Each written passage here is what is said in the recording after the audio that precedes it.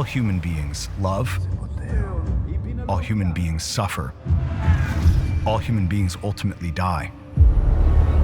The Odyssey celebrates the epic journey that sits at the root of all of Western literature.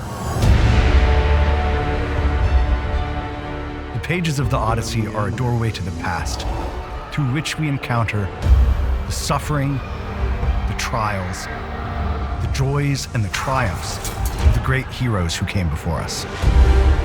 In this course, we will gain insight into what Homer considers most essential for human flourishing: practical intelligence, fortitude, endurance, loyalty, and courage. Homer's Odyssey encourages us to approach the world with a certain degree of circumspection and caution.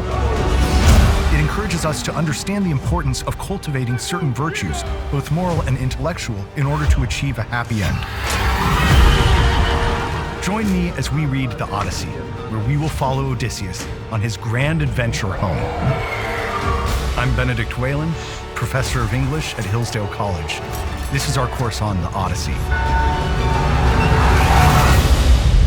Let's begin.